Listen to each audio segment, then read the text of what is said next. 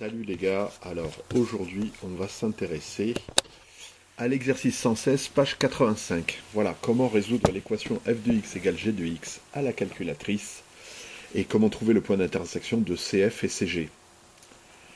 Le problème c'est que ces points d'intersection étaient particulièrement éloignés et il était hors de la fenêtre graphique.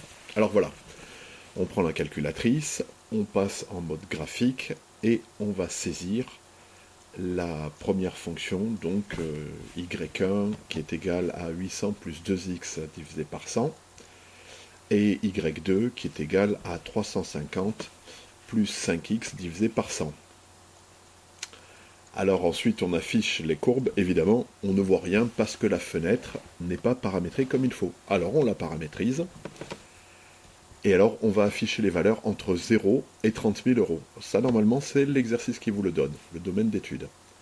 Donc, on repasse, on l'affiche, et on se rend compte qu'on ne voit rien. Heureusement, on a la fonction zoom, ici, F2, automatique, F5,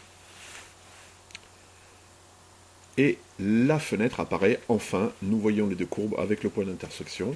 Nous n'avons plus qu'à faire Gsolve, suivi de ISCT, ISCT comme intersection, et nous voyons le point d'intersection.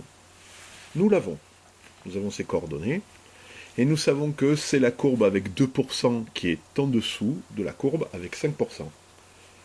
Donc nous pouvons répondre à la question, à partir de 15 000 euros, la courbe CG de la fonction G est au-dessus de la courbe CF.